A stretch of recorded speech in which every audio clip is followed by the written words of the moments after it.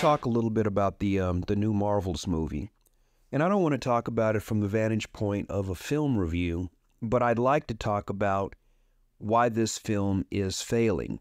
And I want to talk about an obvious reason that it's failing, and I want to talk about a not so obvious reason that it's failing. So we are aware of the feminizing of such properties within the Marvel Universe. There are some great female characters, and we know this, but there are also some female characters that were not really given a chance to shine because of either bad scripts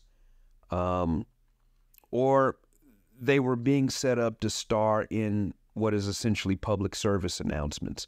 They were not movies. They were ideological promo pieces. And the thing is people, while, our population is kind of, veering off the deep end, still is cognizant enough to know when they're being fed something that they don't like. And that right there has made it so that any sign that a film may have an agenda, the people tend to shy away from it. Most people nowadays simply want to see a good movie. And there's not a lot of movies coming out of the Marvel Universe, the DC Universe, and superhero films and Disney in general. A lot of the properties that are now dominated by women are properties that have a predominantly male fan base. And that is something that I believe everybody who is a hardcore fan of these properties know. I'm not saying anything that they don't understand. Now, like I said, this isn't a review of the Marvels, but this is an assessment of the failure of the Marvels. And the first reason I gave is completely known by everyone. But I think there's also and I want to say this too, the budgets for these movies are getting so astronomical that a failed movie, is a movie in some instances where they only made, $50 to $100 million.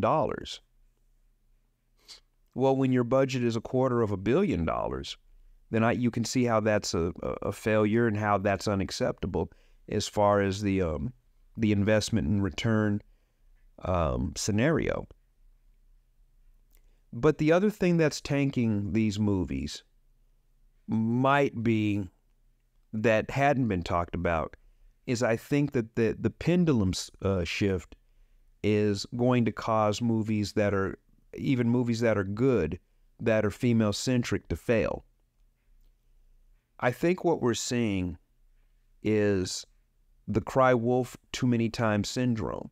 Everything from when Masters of the Universe came out and He-Man was relegated to a side character, if not a non-existent character, all the way to what happened to Star Wars, with male characters being relegated to the background, and the people who gravitate to Star Wars having nobody to identify with, which the group was predominantly men, it spelled for disaster. But this pendulum shift is going to have a lot of collateral damage, because there are films, and not necessarily superhero films, but let's say for the sake of argument that a really good superhero film trying to establish its own brand comes out. But because there's this feeling towards female-centric movies, that film isn't given the chance to do well. Now, if that happens, that means a whole slew of promising directors that have talent won't get seen. And we have these weird paradigm shifts, and we're never, ever in the middle. It's never where it's balanced. And when things are balanced, I can think about strong female characters during balanced times. Sarah Connor was a strong female character in the Terminator movies, particularly the first two. Sigourney Weaver was an amazingly strong character in the Alien franchise. I even think about movies that are not so fantastical, such as, well, actually they are fantastical. I was going to cite Ellen Bernstein's performance in the original Exorcist as a strong female lead. And the list can go on and on and on. But I also look at the era in which those films came out versus today's version of would-be character development for female actors. And that character development, as we all know, is non-existent. And it's not me being such a maleist, if that's even a word, that I can't see, I can't see any redeeming qualities in these movies. It's that these movies just don't have redeeming qualities. And it's been too long since we've had a movie in the spotlight with those redeeming qualities. To find well-rounded human characters, you have to go the indie route. Because those filmmakers still focus on what? They don't have big budgets. They can't focus on major special effects, although the gap is lessening. I see you, Godzilla -1, $15 million budget, looks better than some of the big studio movies. But largely, smaller productions have to rely on good scripts and being overall good movies to offset the fact that they have these technical deficiencies. Now, the Marvels movie could also be a victim of, superhero fatigue, and I think that all factors into it. But I think that there is this preset dislike for movies that have women characters because of what has happened and how the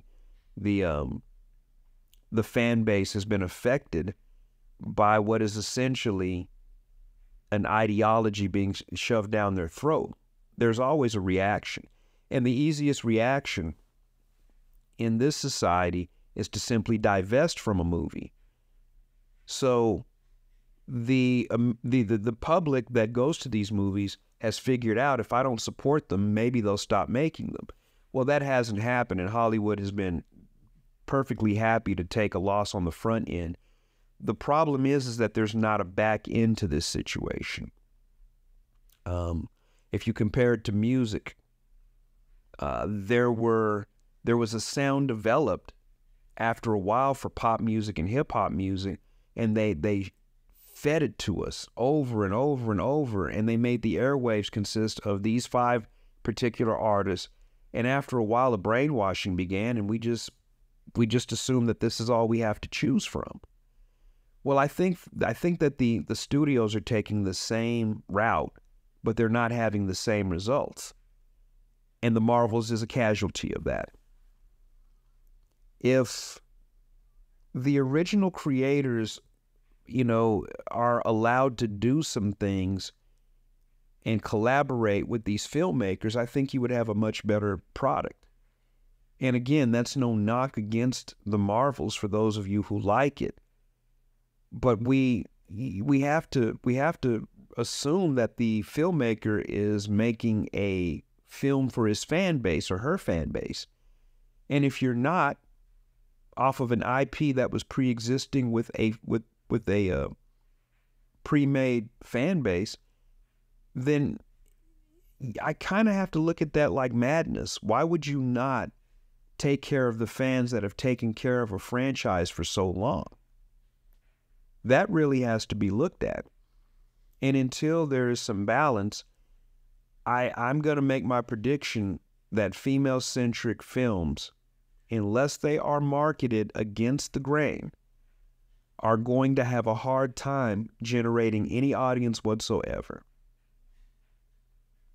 So this is just an analysis from an armchair film critic, but I'm willing to bet that unless these things change, any movie with a female lead especially in an action, fantasy, or a movie along those lines, a science fiction along those genres, is going to have a difficult time generating any kind of audience.